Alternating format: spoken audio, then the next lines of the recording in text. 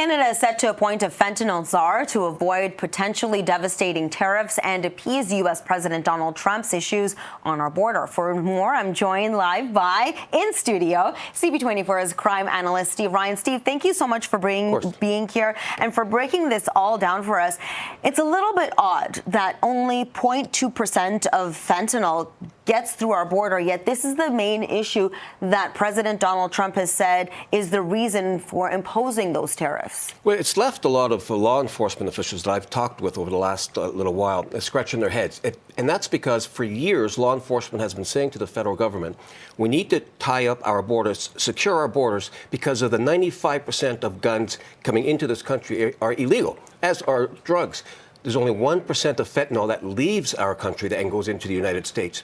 So what Trudeau has agreed to do with the Americans, he's doing it for the opposite reason as to why the police has been asking for it. But it's going to have the same effect. You're going to have helicopters, drones, more resources on the borders. But typically a country is concerned with what's coming into the country, not what's leaving their country. So we are worried about guns. As you said, most of the guns, the illegal guns, are from the United States. Now we have $200 million that are allocated to making our border more secure. Will that help in also finding those guns, too, that are coming across the border? Oh, it certainly will help if you give the police the tools to do their job. And if they can secure the borders, there's 2,800 kilometers of border between us and the United States. What we need to do when it comes to illegal guns is choke off the supply. So if you can deter others from bringing guns into the country, that's going to see a less of a supply on the streets, and it certainly will help. But this is something that should have been done years ago, and not because of a threat of a tariff, and not because of a 1% of a very dangerous drug that's coming from Canada into the States. This should have been done when law enforcement was saying we've got a problem with illegal guns. 95% of the guns that we are seizing are coming from the States. And of course, it took the threat of tariffs for that action to be taken. I'm actually going to bring in Chris Lewis, who is CTV's public safety analyst, also former OPB commissioner. I want to get your thoughts on this, Chris. What do you make of all of this? Well, to be honest, I'm not at all impressed. I mean, this is yesterday's news. The Prime Minister announced some of this already. There's really no meat to what he's announced, more questions than answers.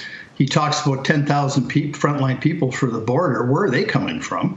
It would take the RCMP and CBSA years to hire the thousands that each of those agencies require to just do their job, let alone an enhanced border structure. So, I mean, there's 8,500 people in CBSA that do frontline work. So is that 85 of the 10,000? Once again, yesterday's news. So what really makes me sad here, and Steve touched on it, is that the belly aching of Trump and the blowhard approach he's taken, totally false. There's a lot more fentanyl coming north than there is going south, and a ton of guns, as Steve said.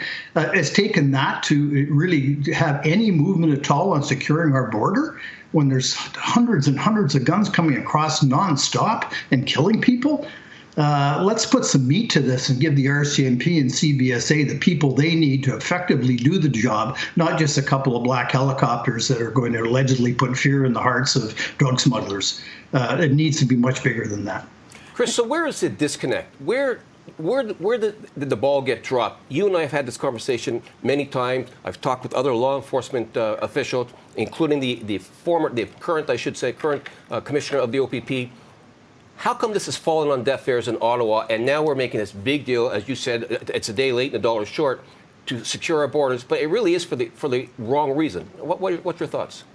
For sure, and it's not a partisan thing, Steve, because the Conservatives cut the RCMP and CBSA down to the quick. They've had no reasonable number of resources coming into either agency over the last 10 years.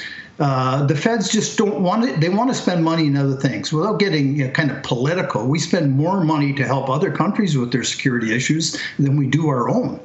And so, I mean, the police chiefs in Canada need to keep beating the drum.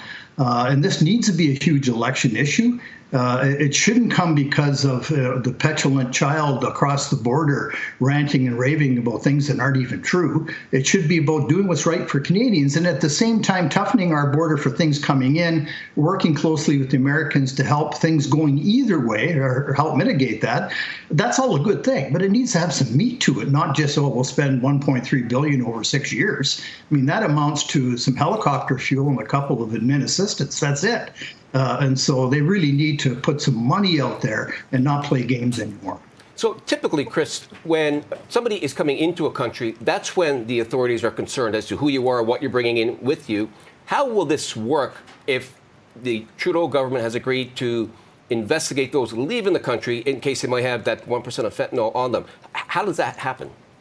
Well, I think any drug enforcement in our country, particularly, it should be led by the RCMP, and they don't have the people to do that like they used to or investigate organized crime. But any investigations will lead to preventing drugs from going to the States. Any tightening of the border may deter Canadians from moving stuff south, as well as the bigger issue of stopping things from coming north. So, and all the communication and whatnot that really largely happens. I mean, the OPP and others have people embedded on the U.S. side within their customs agency over there, border control or whatever they call it there, and so that's a lot of that's happening. More intelligence sharing. Canada leads the world in terms of organized crime intelligence sharing across the country. So none of that is new. They just need to put meat to it, and there needs to be people. And none of this includes people and bodies, which will also take years to recruit and train and put into position. But we need to start somewhere, and this isn't it. Chris, Prime Minister Justin Trudeau also said he appointed a fentanyl czar. What does that mean?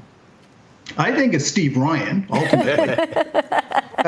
I don't know what it means. I mean, the head of the RCMP, the deputy commissioner that oversees all organized crime and drug investigations, should, by virtue of that position, be the fentanyl czar. It should be a drug czar. It should be just police and other agencies like CBSA doing what they want to do. But you could have 1 million czars, but you need 1 million people. Not a czar. They need a whole bunch of people doing the work and controlled through the mechanisms and structures that already exist. Why a fentanyl czar? Why not a coke czar? Why not a handguns coming into the country czar? So anyway, I was kind of expecting a border czar, to be honest, but it's a fentanyl czar, so we're not sure what that means. Interesting. Thank you so much for this, Chris Lewis. We appreciate your time. Chris is CTV's public safety analyst and also former OPP commissioner. Thank you to you and to you, Steve. Steve Ryan, of course, is our crime analyst. We appreciate both of your time.